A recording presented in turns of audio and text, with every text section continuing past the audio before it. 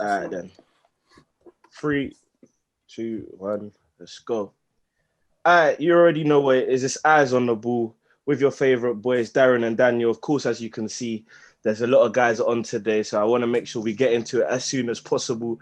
One of the best podcasts in the UK. We decided to join with some of our favorite friends from other podcasts in the UK. Get what I'm saying? So I'm going to allow them to introduce themselves before I carry on. I say we start with Abbas. You go. So, yeah, guys, my name's Abbas. I'm known as Brown Baelish. You'll hear bare hot takes through this. And, I'm from the Zone as well, like these two boys. Who's next up? Go ahead. Yeah. Yes. No, go to. Me. Yeah. Oh, yeah, cool. Yeah. My name's Kojo. I'm from the Zone. Massive Lakers fan. And yeah, that's me. James. Appreciate Eyes on the Ball for having us. Really good podcast. Follow the Zone on socials, __ the Zone. Lovely stuff. ID. And yep, I'm ID from The Rundown. As you may already know, one of the other basketball podcasts out there. So yeah, you can hit us up on The Rundown pod on all socials. But yeah, love for having me, bro. Happy to have you guys on, man. Forgot to mention, thank you guys for having me. It's a pleasure. I've been following your podcast for a while now, so yeah, you guys have been a big thing. So I appreciate it, guys. So yeah. No worries, bro. Make sure you lot tell Tony, yeah, I'm coming for him, innit? I'm coming for Tony. I lie. He said he's sorry, yeah? He said he's sorry he's got TalkSport business. Nah, it's calm.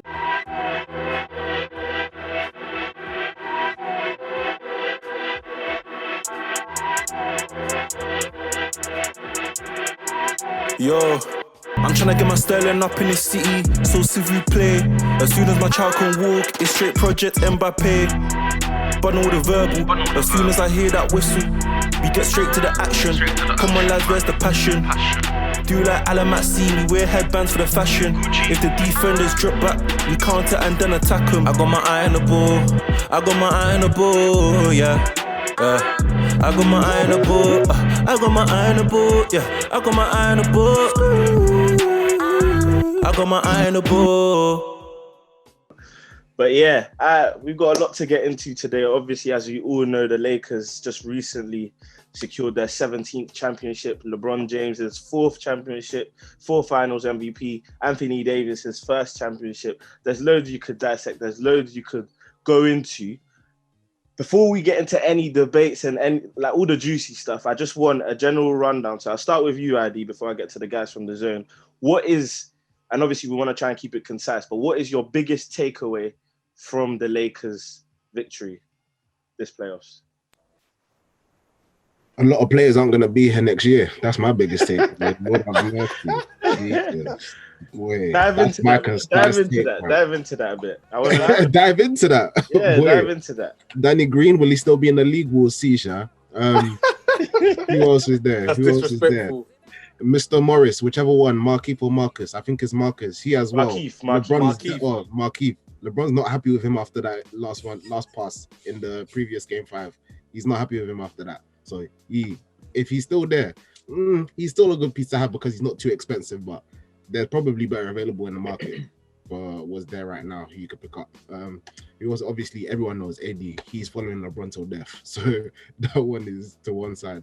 But Caruso, he's definitely staying. He is one person that has been absolutely phenomenal throughout the entire run. He's taken that role that he's been given and he's run with it. But other people, Costa Antetokounmpo, if he stays, the only reason is because he's an Antetokounmpo. That's the only reason. I can't lie. He hasn't really done much. And LeBron just wants to hold that over Giannis's head, I'm pretty sure. So there's that. And yeah, just everybody else is just a whole lot of veteran role players. So I assume that team is getting mixed up next season and we won't see a lot of the same faces. So yeah. Fair enough. That's interesting, to be fair. No, I haven't really heard a lot of people talk about that. So that's a fair enough takeaway. Abbas, I'll come to you next. What do you think? What's your biggest takeaway? My biggest takeaway is easy. Like, the Lakers can run this back, and a lot of people in the media right now look stupid. The ease of the way the Lakers really won the entire playoffs, and if you look at it through the regular season, they dominated. First in the West, gentleman sweep the entire Western Conference, and then really lost one nail biter and one game where they were blown out. That's because Davis was in foul trouble. For me, the biggest takeaway, I'm against this with Idea. I don't think people will disband.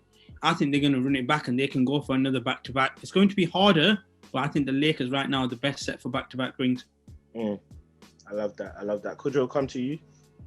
The biggest takeaway, I'll say, like Abbas said, I think was just the ease. And for me, what was a bit more impressive is that I felt the Lakers weren't 100%. Like, we didn't see the best of the Lakers, in my opinion, because I thought like before the season got suspended due to the COVID thing and the pandemic, we saw the Lakers really kind of hitting their strides and kind of come up to their third gear when we got through the back-to-back victories of the Clippers and Bucks. That was when you seen the Lakers kind of taking their game to the next level. And we saw this is the peak for LeBron James kind of taking his franchise, putting his back in his hands, and AD assisting him in it. So when we came back, I thought we hit a kind of a roadblock because we had a 5-month layoff. We just been in a bubble. All those factors, everything, no fans, no loved ones around. I think that kind of, stifled the team's energy at the start of the 8-seeding games. And we kind of really got it together, not to our best potential, but we got it to a good enough, level of playing on both ends of the floor to kind of win the championship. Secondly, what ID said when he said about, he feels like the team would disband. I think a few players could leave, like maybe Quinn Cook, maybe Costas Antetokounmpo, because I'm going to be real with you. Everyone's saying, oh yeah, Costas got a ring. It's the first Antetokounmpo to get a ring. It's nice and that, all the banter, all the memes and that, but he wasn't really involved in the team, let's be real. I think he only played like 10 regular season games, and that there were little few minutes like when Lakers blew up teams, isn't it? So I'm not really gonna count him winning a ring, let's be real, innit? All jokes aside, innit? So I think my biggest take was just the Lakers' ease on winning the 17th championship in these trying circumstances with the COVID, having the 5-month layoff, Kobe's death, just that horrible situation. But I think there's more to come from the Lakers. I feel like if the team can stay healthy, you can add maybe a piece or two, maybe another playmaker. And Frank Vogel for me is there next season, which I think he will be. And the team stays healthy, I think this team can really compete for another championship and potentially win back-to-back and get number 18, and that'll be the one to piss off Celtics fans. So, yeah. I'll swing it to you, James, as well. And then in addition, just give your takes on the Heat as well and how impressive they were. So what's your biggest takeaway, and then what was most impressive about the Heat for you, James? My biggest take was that personal awards mean nothing. The regular season, those kind of awards, look at MVP Giannis, didn't even make it to the finals. Defensive Player of the Year, once again, Giannis took that from LeBron and AD, and they're the ones that won the championship. So I think going into the next season, I think it's all about making sure you have your team ready for the playoffs rather than trying to get stats to try and win awards. Yeah. And for the Heat, I think it was just the trust that they had in each player. Every player in the roster had the complete trust of each person. Like Jimmy Butler, I'd say he was their star of their team, and he trusted every single person. You look at someone like Tyler Hero, new to the league, he had complete trust. That's why even when he was mugging and stuff like that, he felt himself. It's good to see a rookie like that in a finals actually have that sort of trust. So I think the brotherhood that they had, I think that's what helped them go so far. Yeah, just to kind of round up everything everyone has said, like it's like, for me, I just think what we need to do as basketball fans in general is we need to throw narratives in the bin. Let's stop allowing the media to construct our opinions, our ideas. Sure. Let's watch the game and make your own opinions, make your own judgments. When you look at it, no one was saying we had 2 of the top 5 players in the league at the beginning of the season. No one was saying LeBron's the best in the world, and no one was saying AD is the best defensive player in the world. Everyone was saying, there was even a guy who even said, I've forgotten his name, Darren. There was a guy who said we were more likely, LeBron and the Lakers were more likely to not make the playoffs than win a championship, which I just think is, how can you come out and say something like that? Like, so absurd. So it's just about the narratives, what people want to see.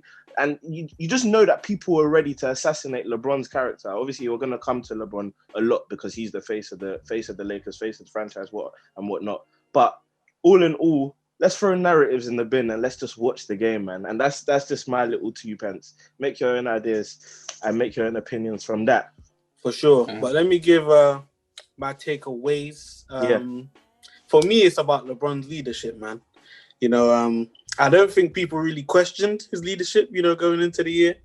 But I think it just cemented the fact that he's like I don't say all-time leader, but he's a special leader, fam. Frank Vogel was, in terms of coaching circles, he wasn't like a big-time candidate or even linked to any coaching jobs. Came to the Lakers, wasn't even the first option, but he came to the Lakers. And LeBron led the team. LeBron led him to a championship. He's done it with Spoelstra, done it with Ty Lue. Buying in defensively, I think he understood that AD is the best defender in the league. And obviously Frank Vogel's a defensive coach, so buying in defensively, leading in a defensive front as well.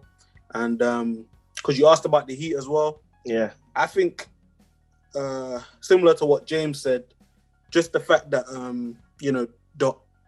I wouldn't say Spoelstra or Jimmy, but just the Heat organization, they trust everyone that plays. Do you know what I mean? Even though they had 3 rookies in the rotation that played a big role, I feel like they just put a lot of trust in them. Yeah. And Jimmy definitely grew in stature, and I always thought he was a great player, but I think he's definitely increased the stock. Definitely, and as we talk more, you lot will understand that me and Darren from last year, we've been calling that Jimmy's is one of the best second stars in the league, and we'd even say and go as far and say he's better than Paul George.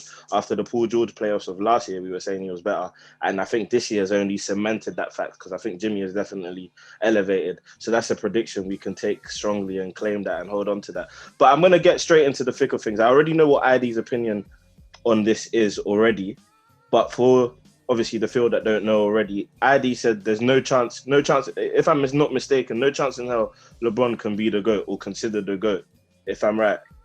ID? I said that. Yeah, I believe you said that anyway. When? The last pod. Even if you didn't say that, who would you, do you think there's a possibility of LeBron being considered the GOAT right now, at this point in time? Do you think? I said that. I hope I said that the GOAT debate is redundant. It's one of them ones where everybody's experienced, or everybody has experienced different things in their lifetime. For me, I didn't see Jordan play. Yeah. Jordan played most of his career when I was not even a concept. So I can't even begin to experience Jordan in his full kind of, glory and what everyone else saw. Me, I can say that I experienced LeBron.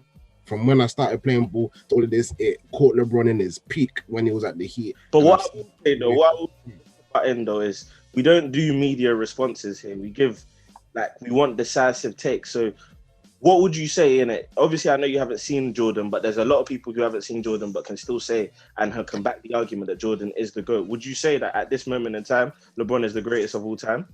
It depends on what you classify as greatest of all time, though, because some people will say just pure scoring is what they would go for as greatest of all time. Some people will take the whole thing. Some people take the list of accolades from All-Star. From me, personally, I would take the greatest of all time in terms of skill set. If we're talking about complete skill set, I have to give that to LeBron. Easy. But everybody has their own thing. Yeah. So it's very, very subjective. Kujo? Yeah, I've been saying this for quite a while in the past couple of weeks. I said it yesterday in our pod. Abbas knows, James knows. Everyone's getting at me for this. I can't understand why, personally. I don't know your thoughts as well on this, Daniel, as well. Because I kind of have a feeling where you're going to go with this as well, regarding this take. For me, so repeat the question to me again so I can fully, give you a definitive answer. At this moment in time, can you consider LeBron James to be the greatest of all time? Okay. Personally, for me, no. I'm going to say this just being honest. I love LeBron James. You know what I'm saying? What he's done for this franchise is amazing. Second season, bringing the title back. I've always admired him as an athlete, as a man, on and off the court. He's great, phenomenal. And he's definitely the Mount Rushmore of basketball. And I'll definitely put him as number 2. Facts. He's my number 2. Mm-hmm. But for me personally, the man I regard the GOAT is what many people, or many of the older generation, universally regard as the GOAT. And that's Michael Jeffrey Jordan, personally. To me, the reason why I put Michael Jordan as the GOAT is, for me, his peak in basketball, in that 6-year peak he had from 1988 to 1993, that peak he had, for me, was the greatest peak that any other basketball has ever had. Yeah. And that's just facts to me personally. I think LeBron James has been very, very good, and he's sustained that for a long period of time. And I think in terms of overall skill set, LeBron is the better player in terms of overall skill set. I won't question that. overall skill set, LeBron's a better player. He's a facilitator. He can rebound. He impacts the team, makes other players better. We saw that with the Cleveland championship run in 2016 and just how he dragged Cleveland in the 2018 finals. Do you know what I'm saying? Yeah. So that's what I can say. But in terms of the peak, for me, I think Jordan's peak in basketball is the greatest thing ever, in my opinion. I don't think no player can ever get that any times. Abbas, Darren, then James. Abbas, Darren, then James. Okay, cool. So I hear what you're saying, and I want to ask you this. If you look at a lifespan of a career, whose is longer right now, LeBron James or Michael Jordan's? It's definitely LeBron James, bro. But a lot of people need to understand, and this is what kind of very annoys me, yeah. Before I let you take one question. Yeah. Okay. All right. Cool. LeBron James. Right? LeBron James. Yeah. By two years, probably gonna be quality of play between both players. How big is the difference? Very minimal, right? So you can give me one guy who had arguably a better peak, or you can give me a guy who's arguably as close and has a longer span of a career. I'm going to take the guy who has a longer span of a career, who's arguably just as close as the GOAT, and you're basing it off a 6-year period. Add to the fact that he beats a team who Jordan had a record as the best regular season. And LeBron beats that team. Then he wins three different teams. Jordan sticks with his same team, and he also wins his title over a longer span. The fact that you can win over a longer span means you were more consistent over a longer period. And if everybody is saying how close this debatable, really, is it an actual debate of how close it is? With one guy can another for a longer time period.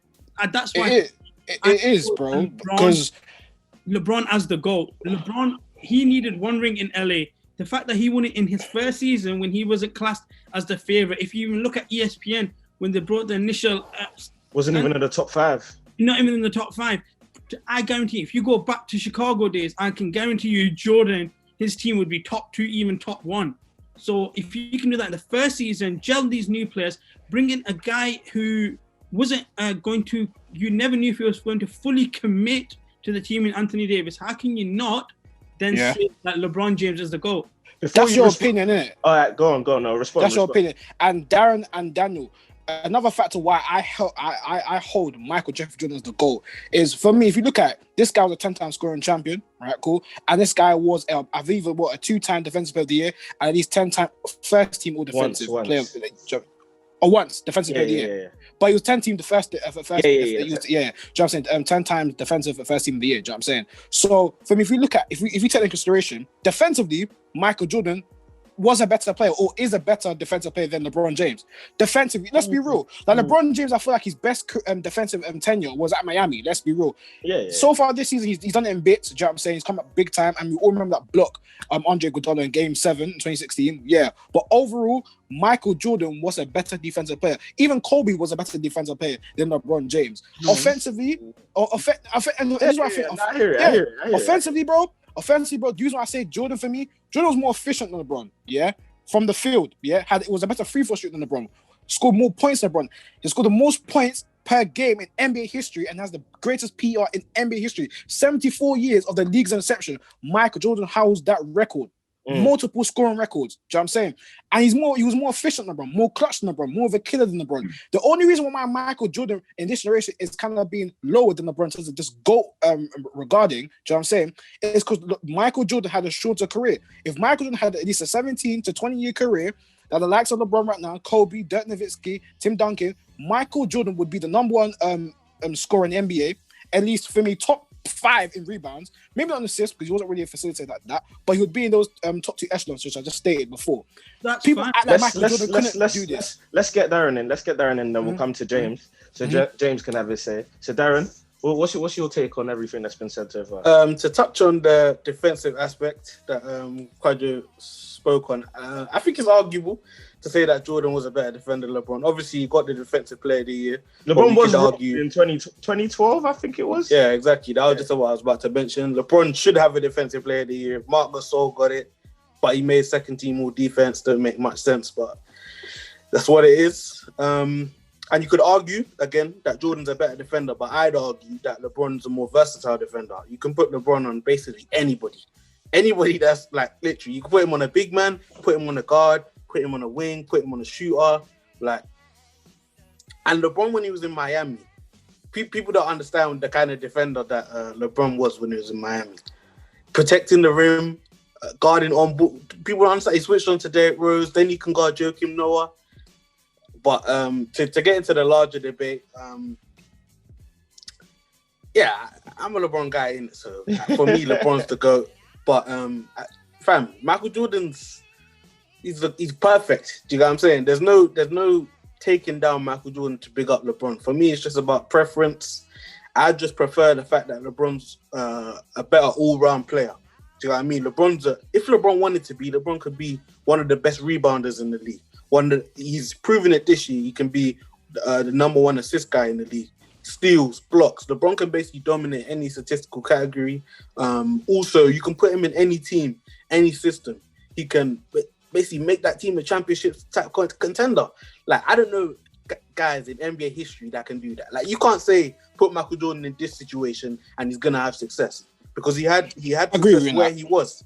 Do you get what I'm saying? And I think you also have to take into account his situation. That's what I'm saying. I'm not using this to take away from Jordan. I'm just saying LeBron didn't have these advantages. A sidekick that was with you for every single ring that you won. It's not. I'm not taking away from Jordan. I'm just saying, if you gave those situations not just to a LeBron, sidekick, a first team all defense sidekick. Not even first team all defense. I would argue Pippen was a better defender than Jordan. No, he was. Yeah, he was. And even Rodman as well in the second three-peat winning team. That's what I'm just saying. What Rodman did, phenomenal. And you mentioned Rodman and Pippen. We can't forget Phil Jackson, the same coach. Yeah. For every ring that he had the same coach. If that was the case with LeBron, God knows the amount of rings that he would have, man. But it's obviously an interesting debate. But for me, it's just LeBron, man. Better all-round player, and the rise of all boats. It don't matter where the tide is, the boats will rise if LeBron arrives. James, go to you. Yeah, like everyone said, it's a beautiful debate. It's a really interesting debate. But for me, it is beautiful. I can only talk about. For me, I choose to talk about what I've seen. Like, I didn't see MJ. I understand what he's done, and he's got an amazing finals record, and he's got the moments where he's done amazing things. But for me, I really care about the fact that LeBron's done it wherever he's gone. It's not a case of you've just had your one team and you've won there. Gone to Miami. He did it in Miami. He did it incredibly in Miami. Like, he was insane. Like, I remember watching it. He was insane in Miami. And then he's gone to Cleveland. Not only he's gone to Cleveland, and that Cleveland team wasn't amazing. And he willed them against the Warriors team. That MJ never had to go against. Never anything like that team. For me, I've seen him as a better passer, a better rebounder. I see him as a better defender. I'd just say MJ would have him on scoring. So I think when it comes to an overall player, I see it as LeBron. Obviously, he's had the losses. But yeah, if you ask me, I'd say. I want to ask you guys about that. How do you guys feel about the finals losses? Because whenever I hear he's 3-6 in the finals, or he nearly has the most losses in NBA finals history, I'll give my thoughts on that. But how do you guys feel about the criticism of the finals losses? I really want to hear ID. I really want to hear your thoughts, Daniel, on this whole thing, because I know you're very big on LeBron. Do you know what I'm saying? I know that. This is my thing, innit? Trust me. I said, look, like, for example, I was watching Stephen A today, and he said there's nothing he can do. And I think that's a problem. When you say there's nothing, if LeBron three-peats now, are you telling me you wouldn't put him as the GOAT, for example? That kind of thing. Like, so, and before I obviously give my definitive take, it's like only in LeBron, like only when it comes down to LeBron, are silvers looked down on. So a guy has 4 golds and 6 silvers. So are we now going to say, when we talk about Jimmy Butler, he willed his team, shouldn't have got to the finals, so he's failed? Do you get what I'm saying? What the goalposts always move when it's LeBron. Because LeBron got a silver, the goalposts move. The reason why I'm so close to LeBron and why I put him, I put MJ as the GOAT, but I just find it a problem when people dismiss the argument. That's my problem. Like, don't dismiss the argument, because it's a very, very close argument. And the reason why I get annoyed with it is because all championships aren't created equal, for me personally. And what do you mean by that? So this is what I'm about to explain. When you look at that Cleveland team and what he did with that Cleveland team, 3-1 down, I don't think you can put any star. I'm not going to go as far as say Michael Jordan wouldn't have been able to do that, but I don't think you can't put anyone on that team to do what he did, in my opinion. What he did with the Cavs, that Cavs team. Let's look at Kyrie Irving before he got to the Cavs team. 3 seasons, no playoffs. Let's forget about the finals. He didn't even get to the playoffs. They were a lottery team for 3 years. LeBron comes, they go to the finals every single year. Every single year. Kyrie even leaves him high and dry. LeBron goes that game 1 against KD, Steph and them, man, leading in points, rebounds, assists, and steals. What more do you want him to do? Like, that's my thing. So when LeBron wins, especially with the teams that he wins with, like, it's different levels in it. And I just think you can't just classify it as one. It's almost like 1.5. You have to give him that half. And that's my opinion. I just think LeBron wills his team to a point where, like, boy, like, you literally cannot look against this guy. And just to talk about MJ quickly, I think the thing about MJ is MJ was great, no doubt about it, but context matters, man. And that's what I talk about. Everyone says The Last Dance exposed how great MJ was. For me, the biggest takeaway for me was The Last Dance exposed how perfect MJ's situation was. Went into a perfectly running organization, functioning very well, a GM with a purpose, an owner with a purpose, a coach with a purpose. Remind me who the second best player on the Cavs team that LeBron got drafted into.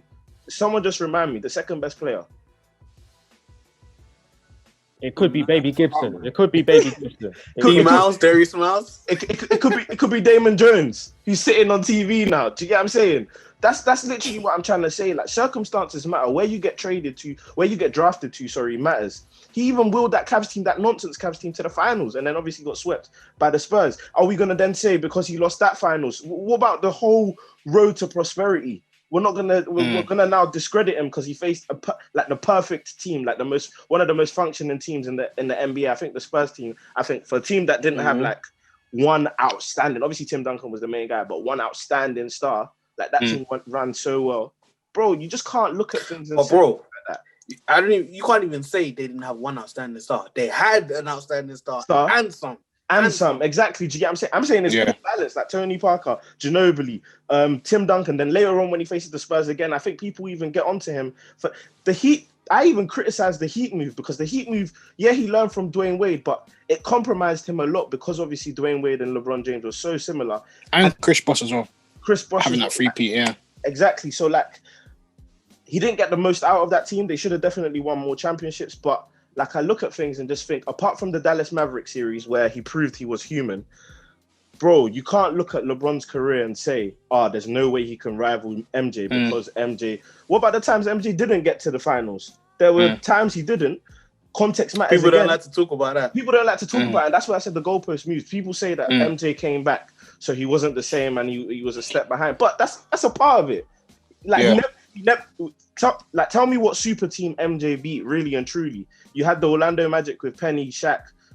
Didn't beat them. He lost to in the first year. You had the only he lost to them. He never. But he did beat them though. No. He beat them later on, of course. But then if you look at the Celtics as well, he never beat Larry Bird in a playoff series, let alone winning in a game. So you never beat him in a game. So you just have to look at things like that and just think, bro, all the odds are always against LeBron. Everyone finds a reason to criticize this guy, and he still rises above the occasion. That's why I said it's a very, very close second for me.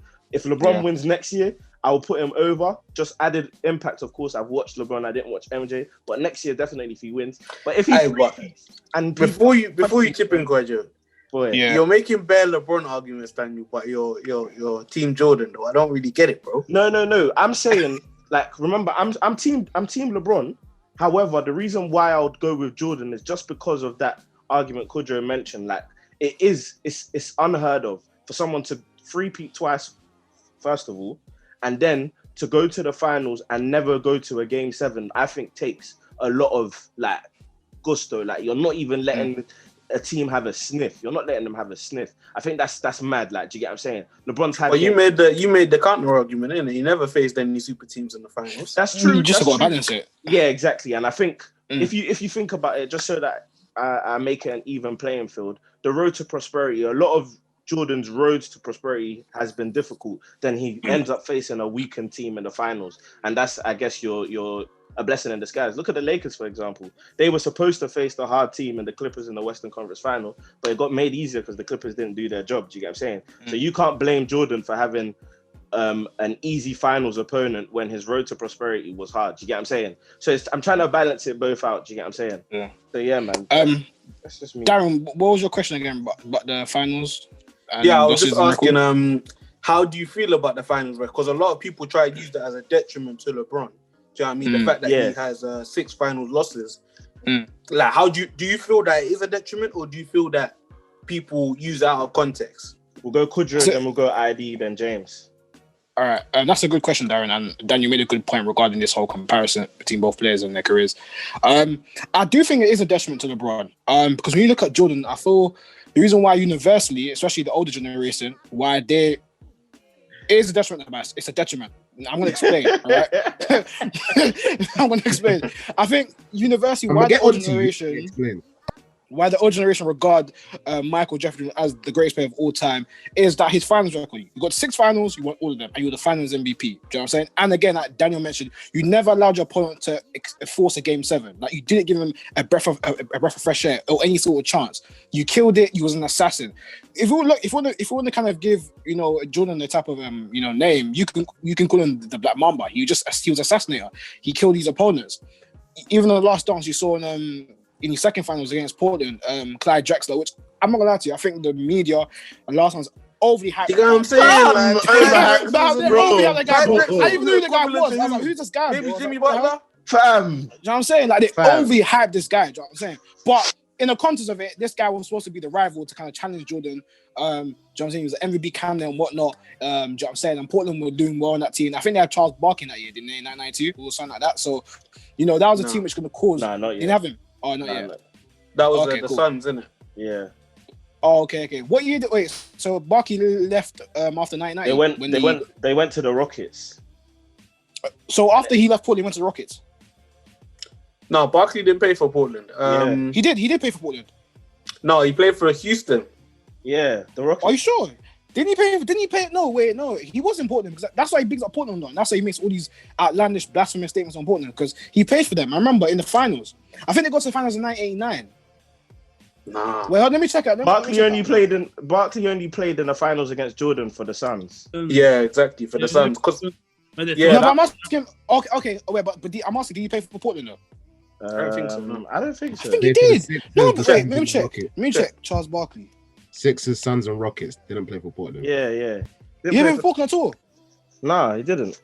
No. We've checked VAR. It's fine. We checked VAR. We checked VAR. VAR. That's mad. That's crazy. That's because in the finals when you faced the Pistons, I believe.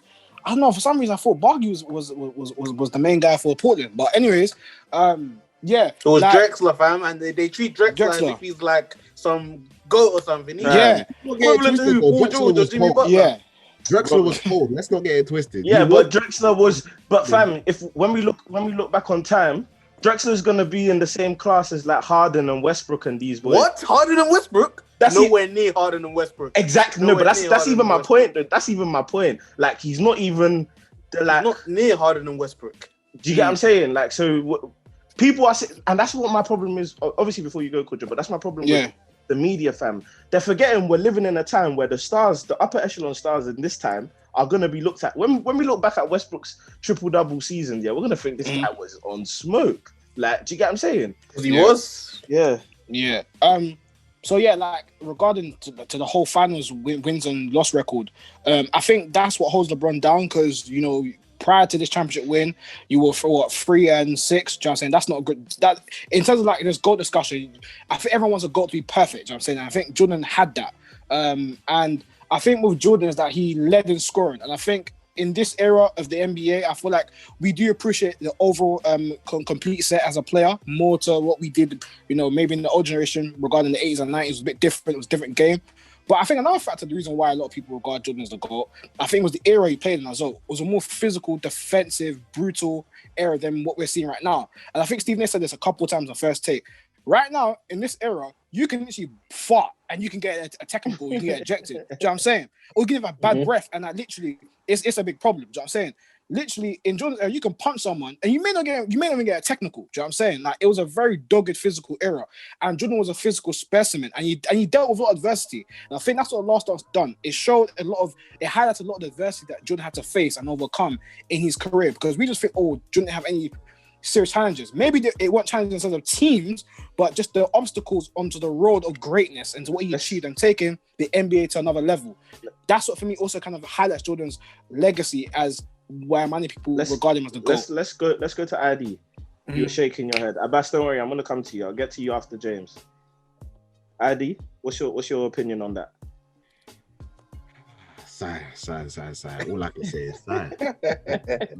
All right, cool. Let's take a journey back to Jordan's finals appearances. Let me know, who did Jordan face in the finals? In all of his finals, who did he face? So 91 he faced the Lakers. Let's just say in general, say he faced the Magic Johnson, Clyde Drexler, Gary Payton, Karl Malone, and Charles Barkley. All right, cool. So let's look at the Lakers first. Let's look at the Lakers roster. Okay. At that time, would you say anyone in that Lakers roster was a star of the league at that time in that year? No. Okay, cool. Thank you very much. Next year, who in the is it Orlando Magic that was next? Who in that team? It was Portland. Okay, we addressed that. Clyde Drexler. We've addressed that one. Clyde Drexler was cold, but there was in no way a competition between the Bulls and the Portland Trailblazers. Exactly. All right, and the next year who was that in that year? 93 was the Phoenix Suns. They were a good team. They were a bigger test than Charles Barkley. That's it. MVP, yeah. All right, cool. And then in the next years after that, I think it was the Sonics. Sonics.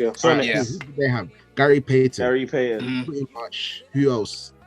And then 97, 98 was the Jazz. That's what I'm saying. And then for the other two, it was Jazz who had Stockton and Malone.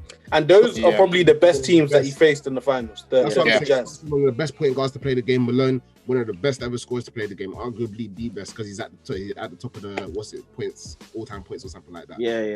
Yeah, second. Did Jordan really face any adversity in the playoffs? No, he didn't. He did actually. He did. In the finals, you can say in the finals. In the finals.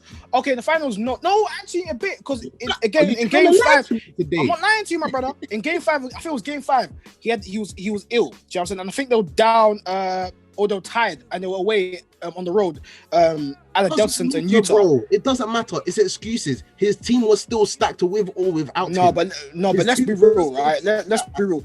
Jordan, I thought Jordan needed help. Bro, man still played the game, but I'm talking about overall in the finals. Did Jordan ever struggle? He didn't, because he was great. Huh? He was phenomenal. He was great.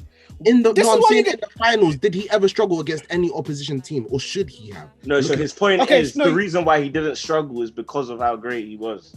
Nah, that's my point. The teams that he faced, were not that good. Nobody's denying how good Jordan was of a player. Nobody can ever deny that. If you do, literally on crack cocaine, because everybody knows how good Jordan was. But you cannot tell me that the opposition that Jordan faced, comparing it to LeBron comparatively in each time period, was anywhere near as close.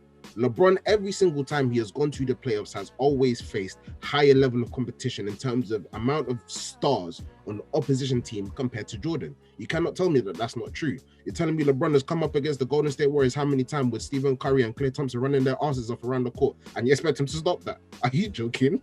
with Kevin Love and Kyrie. Adding KD and let's not sleep on Draymond Green as well. I don't put this to you. If this Bulls team was playing this generation, hold on. What?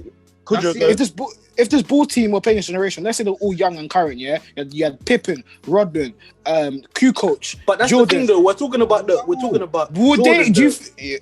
No, but I'm saying with Jordan and his team, that we look at the 96-98 Bulls team. Arguably, when people say the greatest championship winning roster of all time, do you think they could have taken down the Golden State Warriors? I think they could have, in my opinion. With KD, no. Not with KD. With KD. I'm talking about what he did in 2015. That when Cleveland faced that 15 Warriors squad and the 16 Warriors squad, well, no KD. I think Jordan would have won twice against that Warriors team. But then let's add KD then. But with KD, you're not beating them. But with KD, you're not beating the Warriors. Because KD, for me, if you look at it, he's second best player in the NBA right now. And if for me he didn't go to Golden State Warriors and won championships at any other team, for me, yeah, this guy's arguably maybe a top 5 player of all time. Look at his skill set, bro. He's 7 foot. Hold on. What I'd say is, you mentioned the 15 finals. Kyrie and Kevin Love were hurt, and LeBron still took them 6 games. If Kyrie was healthy, you don't even need Kevin Love. Just give him Kyrie. The Cavs would have won. Hold on. And 16, the Cavs won. 17, 18, KD was there, so it's a different ball game. Hold on. Let's get James in, and then we can get Abbas in, because I know Abbas is itching to react. So, James, let's go. With the finals question, I don't understand how it can be a detriment if you're getting to the finals. How can you continue? You're succeeding. You're getting past so many teams to get to the finals. How can you go to like a Champions League final and get in trouble for going to a Champions League final? Oh, you didn't win it. Because you're going against amazing competition. Like, who is really getting past that Warriors team? Fair enough. And then he beat that Warriors team. So they said, all right, cool, we need to stop LeBron. Let's get KD. What is he supposed to do? It was already a crazy task. And then they got KD. At the end of the day, it shows his dominance. It shows how much he belonged in the finals. That was his competition. His home, fam. That's the thing. He was comfortable. It missed him last year. Look how weird it was without him. So it's like, you can't. I think that just shows how great he was and how much he did it consistently. He didn't take time out. That's the thing. It was only through injury. Abbas? Facts. Even if he had the injury, he would have never gone to the finals last year. That's not cap. But anyways. Okay. It's 4 and 6. I'm literally going to go on James's point. So you're saying to me, a guy makes 10 NBA finals and is criticized for losing 6. And in them, he's not favored in 2. No, yeah. So if you're including the Heat, only favored in 2 of them that he's lost, which is the Dallas Mavericks and arguably the final one against the San Antonio Spurs. I don't even think he was the favorite in that. Neither do I. I don't think he was. So even then, you can even say that he might not have been favored. I would say he's in the Dallas one just because he is a better player. Yeah, Dallas one. The Dallas one for sure. But even then, on the Dallas one, Dallas are playing a team. Dallas are a team that swept the LA Lakers getting into the finals that year. So it wasn't that he was playing a scrub team. And then what you've got to realize is the fact that he went 4 and 6. He's gone to 10 straight, and the only playoff hindrance you can have on him leading up to where he didn't make a finals was when he lost to Dwight Howard and the Orlando Magic. That is probably the only series you can look, aside from any finals, where LeBron was the favorite and didn't probably win it. And that was still with the bad Cavs as well. That was still with the bad Cavs. And the only reason I would say that he would have been favorites to win that series, had he played Boston, I would have taken Boston in that series. But because he played the Orlando Magic and that Kobe LeBron finals was a possibility, it didn't happen. And that's probably, and maybe the Mavs, is the only thing I will ever hold on LeBron James in the postseason. So now we go to Jordan. Everybody highlights 6-0, which is excellent. Highlight to me what happens before that. Because I can highlight to you what's happened to LeBron James in the postseason, which is he's lost 1 playoff series. Tell me what has Jordan lost in the playoffs right now. Come on, Kojo. You were saying it as well. Tell me what Jordan has lost in the playoff series. You can all talk 6-0. Nobody talks before. Everybody goes 4 and 6 for LeBron. Doesn't highlight the fact that means he's gone to 10 finals. You can only highlight to me the fact that the Orlando Magic is the only series leading up to any sort of finals that he should have won that he didn't. That's forget about the Bulls losing in 7 games to Detroit. Yeah, but okay, cool. Like LeBron's first season in the NBA, did he make the playoffs? I don't think he did, right? No. Because I know he's missed. He's but only the missed Cavs won like twice. 19 games the year before he got there. Maybe even less. But you guys hold Jordan not getting into the playoffs in his first year in the NBA in 1994.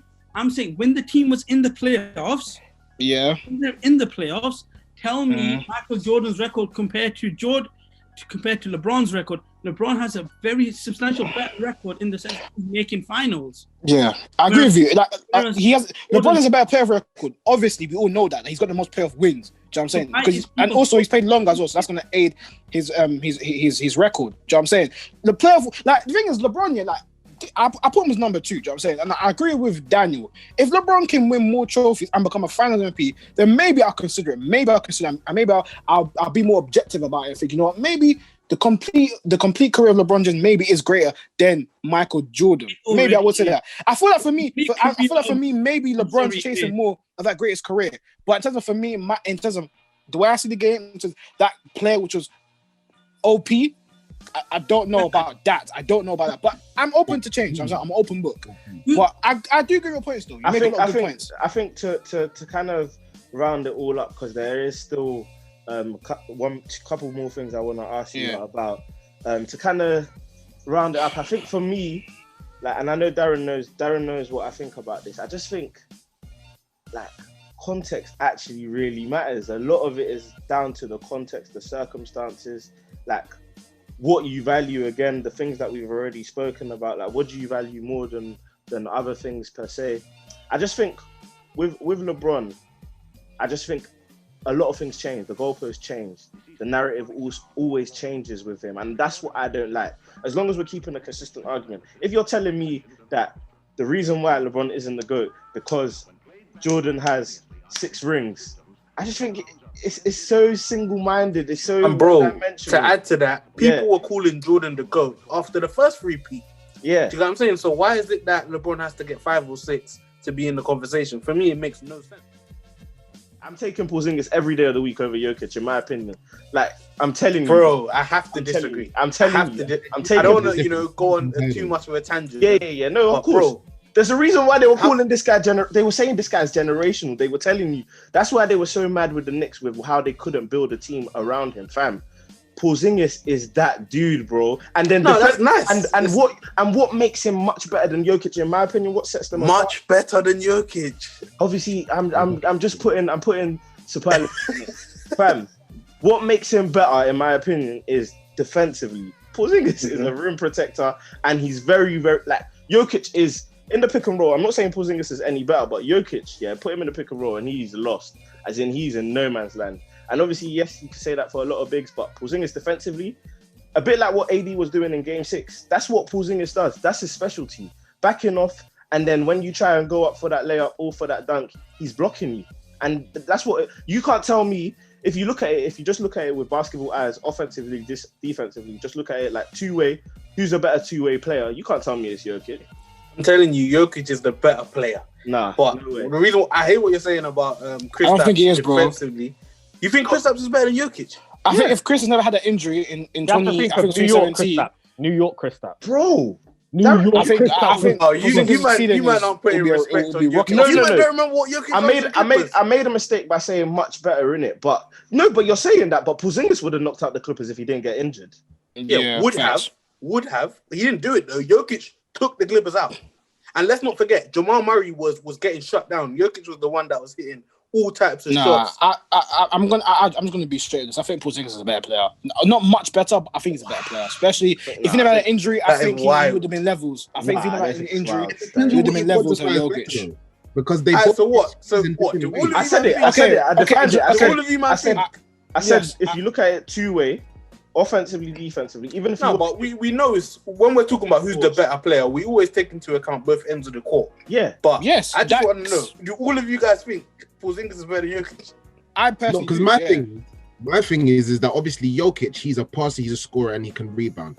Porzingis' thing is he can score, he can defend, he can rebound. So they both skew in different ways. So it's hard to compare their styles of play. How I see it is if you give Jokic an 85 on the offensive end, and you're giving Porzingis a Jokic is not 85 on the offensive end. Hold on, I'm saying, just give him. I'm just saying that's wrong. I'm just saying he's not that. Even if what is he 90? What do you want to give him? He's one of the best offensive players. Cool. If you want to give him 95 and you give Porzingis 85, Jokic defensively is like a 70. Defensively, and Porzingis is like an 80-90 guy defensively. So it balances out. It balances out tremendously. I agree with what you're saying, but Steph Curry is like a 30 then on the defensive end, but no one does that maths when it comes to Steph Curry. Do you know what I'm saying? My thing when it comes to Jokic is Jokic can literally carry an offense, as in play make and score for you and rebound. He's done it. He's done it in the playoffs now. In the post, he's definitely much better than Porzingis in the post. and he can shoot just as good as Porzingis. Jokic is a 40+% 3-point shooter. He's great from the free throw line, and he can carry an offense. I understand what you're saying about the Porzingis can carry an offense as well. He's proven that. What, for a 20-win team? Yeah, but if you think about it, the team was useless. Jokic has had a good core around him all his career. I wouldn't say all his career, but the fact that he's actually carrying the team to the Western Conference Finals is more than anything. And to say Jamal Murray, exactly. Jamal Murray. No, he didn't carry them. But he's the best player. He's the best player. The reason why it's a bit disrespectful to Porzingis is he got drafted to the worst franchise in the league, as in the worst. Did that help his brand though? So exactly, that's what I'm saying, bro. That's what I'm saying. Is Porzingis' brand bigger because he went to the Knicks, which essentially to a lot of people makes him seem more glamorous and the easier pick to have? Exactly. What I would say to that is, who called him the unicorn? Tell me the player who called him. KD, innit? KD, exactly. And no, that's not what I'm saying. And my point to that is, the reason why I bring that up is for a player of that ilk to co-sign, to give you that nickname that is now, obviously, yes, nicknames nothing. It's not an argument, but I'm saying forget the brand. Just look at the player. Let's look at the player. So, but this is what I will say about nicknames. I'm going a bit on a tangent. Look at Lonzo Ball and look at Magic Johnson. How does that help you? Just imagine. I'll tell you. So Magic Johnson he co-signs him. He becomes a number 2 draft pick.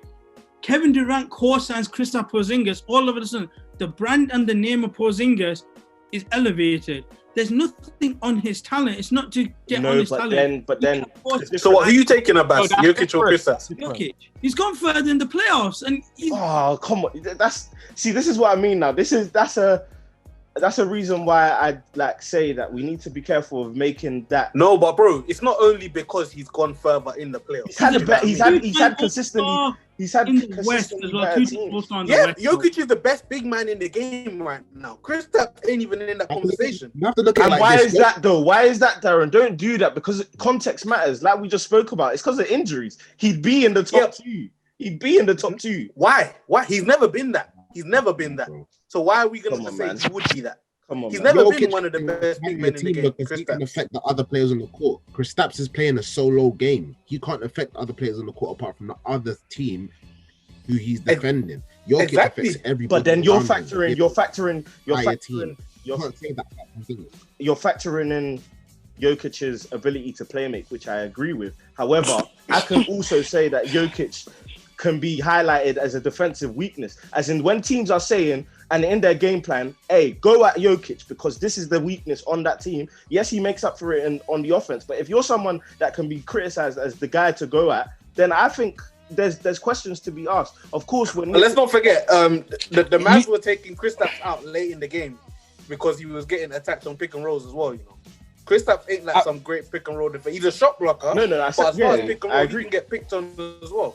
No, I think what you guys got to take into consideration is that on the road thing, personally for me, the regular season, I don't think Jokic had a great regular season. I thought he was was below par in my opinion. I thought his postseason kind of saved his reputation for this overall season. Let's be very real. That's the way I say it. I don't think he's no. Do you know because Darren's only saying he's the best big man in the league because of the postseason. Facts. Yeah, no, I think regular season he played well, bro. He's below par. He was below par, man. He was. I disagree, He was. I think Jamal Murray was, for me, the Nuggets' best player of the season. If you just look at the entirety of the regular season, regular season and postseason, Porzingis has actually been consistent. He's just the only thing is where you guys are having your doubts is Porzingis is come off an injury and he's been limited to what he has to do. And what's his name? Doncic has been the main ball handler. So he's created more of the plays, scored more of the points. Yeah, that's because Porzingis. But you're telling me 1997 is poor for a season? Yeah. 1999. Bro. Last season he averaged, 21 points? He's dipped off in my opinion. He's almost got a double-double. Is he drugs? Triple-double. Nah. No. James, where do you stand? I hear what you're saying. James, I want to hear from James. Bro, I want to hear from James. Come in, my bro. Because first of all, Abbas, you wanted to talk about Lonzo Ball. You can't talk about the whole nickname thing because that was said before Lonzo even played a minute. What Porzingis, he got that nickname from actually playing. Yeah, exactly. You can't talk about the refs' speech because they were sitting down at the table when everything was all sweet. But where I stand with the whole Jokic and Porzingis thing, I believe that I think it's unfair. You can't really put them together because one's been injured and one hasn't been injured. I agree. When Porzingis was actually fit, he was doing incredible stuff. I think he was he had both ends. Like, he was a stretch. He would stretch the floor. That's amazing from especially a big man. And I think he was really, really talented with his footwork and things like that. He had a really nice finesse to the game. Same with Jokic as well. I think like European players, they really do deserve a lot more respect than they get. Facts. But at the end of the day, Jokic has taken it. Like, he's taken it. You can't really stop time. Like, what's happened while you're injured, someone's going to be better than you. That's fact. Bro. And it's not like Kristaps has like a LeBron. No, bro, whatever argument you're going to make, Kristaps hadn't proved anything before he got injured. He just proved he was a talented big man. That's Jokic, even before this season, was a top 2 big man in the game. It's him and Embiid. That's calm, innit? And Kristaps is the streets will never forget him. He's that kind of person. No, literally, he's that kind of guy. You're violating still. But now, listen, the reason why I say I got you is because for Darren anyway, when you're saying because you're out injured and now people have reclaimed the crown, I personally, it's not reclaiming the crown. It's not reclaiming the crown. Hold on, because that's the narrative that man then were going down anyway. But no, bro. Even if I never had no crown. Even if I take that away, like, I think the gap, or a lot of people would argue, the gap between Jokic and Embiid, everyone will say definitively Embiid is a much, much better player than Jokic. Who says that? No, I'm saying before the season started, everyone was saying Embiid was the best center in the league, no doubt. Yeah, a lot of people saying that. Yeah, a lot before the season started. Yeah, a lot of people say 90%, but not much, not clear though. Not I clear. think 90%. I don't think it's clear now in terms of like not now. Now I'm talking about like now. A lot of people now regard Jokic as the better player, better big than Embiid. I agree, that's true right now, but I don't think it's by a clear margin. I think it's just marginal. Because a lot of people got to understand. Embiid's a talent, bro. This guy can play. This guy can play. It's just his injuries and his physicality which lets him down. All I'll say is let Porzingis have a fully fit season, innit? And then we'll see where we're going. That's all I'll say. Yeah, and I'd just say you might need to put more respect on Jokic's name, fam. Jokic is top 10 player in the league. Kristaps has never been a top 10 player in the league. Never. No, but a lot of it is down to the injuries. He's never had that consistency. He's also played for. No, I understand that. Played for the worst franchise in the league. Again, the context. Like, don't just dumb it down to that. Kristaps has never been a top 10 player in the league. Jokic became a top 10 player in the league because of this year's playoffs, and he had and he knocked out the LA Clippers. Yes, and that's amazing. I said to you, I think the Mavs would have knocked out the Clippers if Porzingis didn't get injured. And obviously, and you know what? That's fair to say. I'm just saying. Jokic done it. Kristaps could have done it. Jokic and that's what did it. Let's see what Porzingis will do with a fully fit. You know what I'm saying? All in all. Alright then. But hey, just to round up. Round up. The conversation that we had before. I think it's great that all of us could come up with different teams that will be able to compete for the championship next year, man. It looks like it's going to be a crazy season. We mentioned. Yeah. We didn't even mention the Miami Heat much, who are just made the NBA Finals. We didn't mention the Toronto Raptors, who were the reigning champs. So we didn't really mention the Golden State Warriors. The Houston Rockets, who have 2 MVPs, we didn't really mention those guys. I think it just shows that, there's going to be a lot. I think it just shows why the NBA is growing even more outside the United States. Just the competition and the brand of basketball being played. And credit to the commissioner, I just want to say this. Credit to him because what he's done to kind of resume basketball, resume our league in this type of situation, these trying times, and for us to have no positive cases of coronavirus. And compared to another big American sports league, the NFL, so far they said there's been 8 positive tests of COVID-19 within 3-4 weeks of the season. I think a lot of applause needs to go towards Adam Silver and the whole NBA, what they've done to kind of have a safe end to the season, to crown the champion and just lead the way for sports and everything. So that's what I'm saying regarding that. Something very short. Last thing to wrap it up. Who will be the MVP next year? Who will be the MVP? Good one. The player and why, and then we'll leave it there. We'll call it quits there. ID, we'll start with you, then we'll go to Abbas, then James, Kojo, Darren, then me. ID. I know it's on the spot. It's hard. It's a tough one, but we want to just make these predictions now, and then we can look back on it. It's hard. It's hard because you can never count out LeBron. Yeah, he's gonna be 36 next year, but looking at the play they did this year, you can't count him out. Can't count out AD. AD's not even touched the hem of his prime yet. The guy's 27. He has not even touched the hem. So there's him. Giannis. We'll see if he gets a jump shot. If he doesn't, I can't lie. He's not getting MVP 3 seasons in a row. I'm sorry. That's no way. That is not even happening. I think, even though I did say that they might be a year off playoffs, Luka Doncic is in there. He's in there. When I say he's in there, bro. Like swimwear. I still believe that they might be a year away from winning the playoffs, but for next year MVP, Luka's in there. I won't deny that. And yeah, I'm gonna be cheeky and say Luka still. I can't lie. I hear it. I'm gonna say Luka. The thing is, I love a guard that can play. And people, like, I've been saying this time and time again. I said it here. I said it on my team. European players don't get enough love. Luka should be getting a lot more love than he's getting. What? Yeah. If Luka was American, he'd be the next LeBron. They'd be saying he's generation. Guaranteed. 100%. Talk, bro. He'd already have a night. Oh, that's facts. Yeah. 100%. Yeah. I'm gonna go with Luka as a punt. I'm gonna go with Luka. Abbas. Alright, so my punt is Jimmy Butler. Yeah. Oh Lord. Okay. Jimmy Butler, depending on where the Miami Heat are standing, if he gets them into a top 3, Jimmy Butler, forget the numbers. Because if you look, but based on numbers, I like it. But it's based on numbers. Steve Nash won it, averaging 18 and 12, fam. Yeah. What is MVP really based on? Narrative. Forget it. True. Based on narrative. So you give me a guy that's gone to the NBA Finals, now takes his team to 3rd. Now, the one that's more realistic, and only if they finish 1st, is Kevin Durant. Durant, comeback story, takes the Brooklyn Nets to the 1st seed, probably going to average 28, 29, whatever. You know, the guy, he can score wherever he wants, so he's always going to look good when he plays. He can take the Brooklyn Nets to the 1st seed and then have arguably record victories in the league in the history, then yeah, I'll say Kevin Durant as the favorite, and then Jimmy Butler as that sleeper pick, depending on, it's all on placing, really, where you finish in the season. Because Kevin Durant's the best story outside of Jimmy Butler for MVP. James, what are you saying? I agree with ID. I think it will be Luka, because I think what is actually making NBA grow is Luka, because he's European. This is no longer an American thing. I think they're trying their hardest to make him the face of the NBA. Like they're saying, all right, as he should be. It's been nice. But to be honest, there's been a lot of great players, but they haven't been put in that light the way how Luka has been. They are strategically making Luka the face of the NBA. Slowly but surely, they're working on it.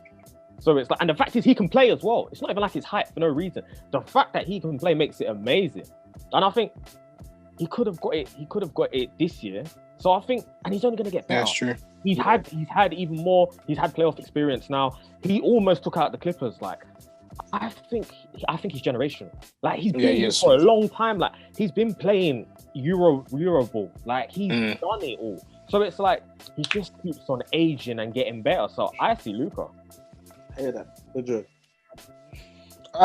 This is a tough one. I got 3 options, but they're not definitive because I never even thought about this until Daniel brought up the question. So my 3 options, I'll say, of course, which everyone just said, Luka Doncic. This season he averaged just under 28 points. He practically averaged under triple-double. Like, and he's only 21 years old. Second season, 21 years old. Ridiculous. That is phenomenal. Do you know what I'm saying? And I think you got to kind of put a lot of praise because he's European. Do you know what I'm saying? Like, and there's been a lot of great European players in the past in the NBA: Paul Gasol, Marc Gasol, Dirk Nowitzki. But we need to put more praise on European players, man. I think especially the American media needs to do that as well. And I feel like just the way he's carried this Dallas team, the heroics he made in the postseason, it's just phenomenal, man. And he's going to continue to grow. He's generational. He's got very, very high ceiling. He's probably the best youngster we've seen, barring maybe Zion Williamson to LeBron James in this recent generation. I'm not capping here, aren't I? Even better than Zion. I'm giving Zion too much praise. That's what Zion is right now. It's debatable, but Julius Randle, he can come behind you, bro. Yeah, but so I think Luka's definitely going to be a contender now, and I think he'll probably be the leading front runner for the MVP awards if he stays fit, because we have seen he hasn't been getting little niggles there and then. I just hope he's got that strength and that tenacity to kind of, keep going. Do you know what I'm saying? Second one, you know what? It's going to be two next players, yeah? For me, Kevin Durant, do you know what I'm saying? I feel like if he can lead the Brooklyn Nets to a top 2 finish in the Eastern Conference, averages 26, 27 points a game, I feel like, that's incredible. At 32 years old, coming from an Achilles tear, do you know what I'm saying? For him to achieve that, it will be phenomenal. And I feel like that will put him in that MVP discussion. I think we'll put him in that discussion as the best player in the world alongside LeBron James, because look at his talent set. And my third one is Kyrie Irving, man. I like Kyrie Irving a lot. And I think a lot of people think he's a weirdo, or this guy just makes very weirdish or outlandish statements, and he causes trouble, stirs things, which may be true, but he just looks at life differently. Bless him, that's just him, innit? But on the court, he's a very good player, do you know what I'm saying? And I feel like he's going to be very, very key if this next team are going to win the championship. He's got the experience, he's got the skill set. I think he's a leader on the court as well. Yes, at times maybe he stirs a bit of trouble. We saw that with the Celtics.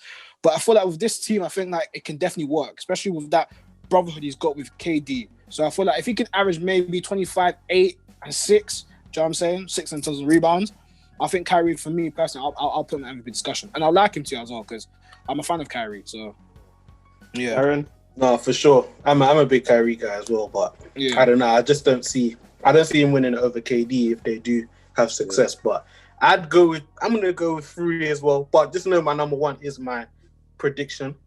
But my third guy, I'll go Joel Embiid. I feel like he's going to have a bounce back season. And to be honest, he's still the most dominant big man in the game. Defensively, offensively. And he stay fit for long enough. I reckon he'll play. I reckon he'll play enough games. Like how many? He didn't miss many games this season, did he? No, he played I think around 65. Again, what Philly needs to do, they need to kind of identify a strategy to make him low manage. He's been kind of self-low managing. He needs to actually have a strategy to actually low manage. Because for me, he's not a guy who can play 80 in the season. His body just can't do that. Just can't play back to back. Sure. Yeah, you can't. Yeah, exactly. I think, but more importantly, that getting him on the court, I think, is acquiring more shooting. Yeah. And Philly are always active in the trade market, so I think they'll improve the team. And Doc Rivers will make sure Embiid is the featured guy. Ben Simmons ain't a scorer. He's going to dominate the game in other ways. But I think Embiid is going to come back for a monster year. Number 3. Number 2, I got AD. Yeah. I think, having a championship now, having a ring, understanding, what it takes to be the best player in the game, having played alongside LeBron, that's going to bring a whole nother level of development. And I think LeBron's going to give him more weight, give him, keep the keys one by one. And I think, this next season he's going to have a big year. But my number 1 guy is Nikola Jokic. I feel like the Denver... Why you rolling your eyes? And the funny thing is, a lot of people had him like number 3, 4, or 5 in the MVP voting this year, if you looked at the ballot. But I just feel like the Nuggets have been a great regular season team the past few years. And Jokic keeps only getting better and better, fam. The guy can potentially average a triple-double. And for a big man, that is unheard of. So, yeah, man, I got Jokic number 1, man. I mean, obviously hearing what everyone's saying, the ones that I'd disagree with the most, I'd say, again, Kyrie, for me, maybe it'll be another episode, but I'm just not the biggest Kyrie fan, and I have every stat in the book to talk about Kyrie and not like just discredit him a bit. It's nothing against him, but I just think, he's just not my cup of tea.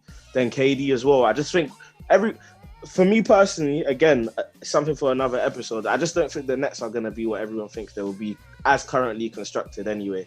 I think the same. So you don't think, okay, Daniel, like you don't see the Nets being the top 3 team in the Eastern Conference, so there's seeding? I think it's easy to say that because of the East and how the players they have, but you're expecting so much from KD. Like KD is going to actually need to average 28, as in you're saying 28 gives him the MVP. He needs to average that for them to be in the top 2.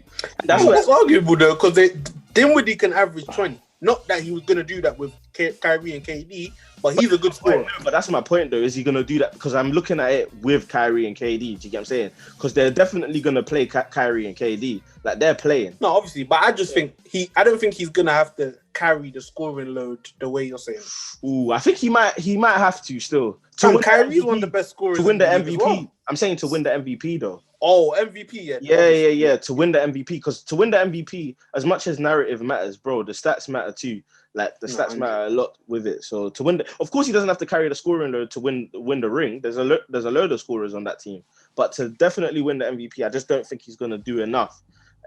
You're gonna have to expect him to do so much coming back from an Achilles to do that. So I don't think he can win that. Jokic, obviously.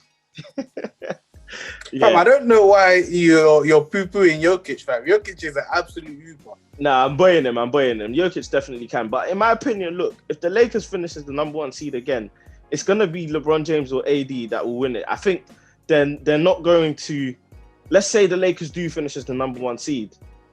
No one will be able to have the balls to not give it to LeBron. Do you get what I'm saying? They're going to look at it like last year we kind of shagged him. What, this year... Maybe we have to, and it's narratives, it's mind games. I don't think he's allowed to have it.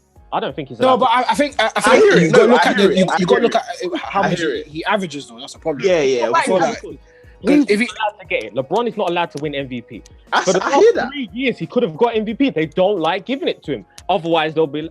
I think a lot of the media don't like him. He's the most scrutinized athlete there is. They do not like helping LeBron. They do they don't like giving him anything. It's like if he gets more MVPs, then it's like, he's knocking on MJ's door. They don't want that. Okay. So like, you can't tell me Giannis had a better season than LeBron, but he got it. You can't tell me Harden the year before had a better year, but they still get it over him because it's like he's had it way many times already.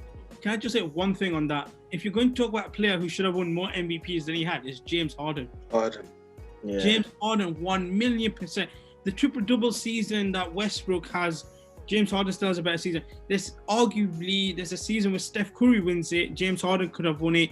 Then you got the Giannis ones. They've only given it James Harden once, and that is to fit a narrative because Westbrook, again, averaged a triple-double that season. But you don't give it to him then you give it to James Harden. Yeah. Harden averaged at 36 this year, fam. That's what I mean. The only reason why I disagree with you, James, as well, is because that season where he won the MVP, bro, he was on. No, even was it last year or the year he won the MVP where he was doing like averaging 50 in a month or something like that? Yeah, mad. Like he's he did it 2 years in a row. Also, last year. I think when he won the MVP, I think he led Houston to the number 1 seed in the Western Conference. Yeah. So that was the reason why as well. Where last year, this current season he still finished 4th. Yeah, and obviously he's finished 4th. So I feel like also ranking in regards to your seeding for your team matters for sure. LeBron got his team number 1. Giannis got his team number 1. Even last year got his team number 1. So it has to be where you get your team. Do you know what I'm saying? Yeah, no, 100%. So that's why I say LeBron James, AD as two like the outsiders. Definitely, if they get number 1 seed, they'll go to either one of them, in my opinion. But my main pick is Luka Doncic, man. I think that guy, he's a special guy. Are they gonna be a high enough seed? No, but obviously it depends on that, innit? Do you get what I'm saying? If you think about how we predicted last year's seedings, and one thing I've learned is in predicting seedings, it's not going to go the way you think it's going to go. Everyone thought the Lakers are going to load manage and wait to get to the finals. Everyone thought the Clippers were going to be unstoppable in the regular season, but it worked out differently. The Lakers were the unstoppable ones in the West, and the Clippers kind of load managed. They even needed to win a couple more games just to make sure they got that 3rd seed. It was tight from third to 6th. Was very, very tight. I think it was like a 2-1 game shift. So yeah, man, that's my opinion on that. But boys, it's been a long episode. It's been a good episode, and I want to appreciate every single one of you for coming on. Kujo, Abbas, ID, James. Much love to you, man. We're definitely going to be doing this again. Of course. No worries, man. Thanks for having us on, bro. No worries. Obviously, the NBA is going to be. We don't know when it's going to be back, so doing pods like this is going to be important. So, do you think it's going to return back to arenas, or how do you think they're going to do it? I think they're going to wait. Yeah, they want fans to come back. Yeah, they want fans to come back still. Fans to come back. But you guys plug your... I don't know who wants to plug the zones, and then obviously Rundown. You man plug your social media. Oh, James, you go ahead. You plug the zone. Everything, bro. But big thanks to Eyes on the Ball TV. Shout out Rundown as well. It's sick to have all of us together, all of us doing big stuff. So it's nice to have us all together and check it out. Follow the zone on Twitter, Instagram, YouTube, _the zone. That's us. Yeah, yeah, that's it really. ID. Like James said, love to all the man them on here. Everyone's always supporting each other. So yeah, love to each and every one of you, and love to the Eyes and the Ball man them for having us all on. It's been a pleasure as always. But yeah, follow us on all social media pages. We are the Rundown Pod, but that's the RVN Down Pod on all social media, and then on YouTube as well, the RVN Down. So yeah, follow us, listen, and hopefully we'll have to collaborate again soon. We definitely got to do this again, man. Definitely got to do this again. 100%. But 100%, man. Again, make sure you like, subscribe, comment. Also hit the bell for us. That's what allows us to get into YouTube's good book. So like, subscribe, comment, hit the bell, and just make sure you're sharing the content. There's going to be much more coming. Our episode on the Lakers, just as Eyes on the Ball, just released today as well. So make sure you go check that out. But yeah, man. Thanks to all you guys. We out. Thanks for having us. Cheers, guys.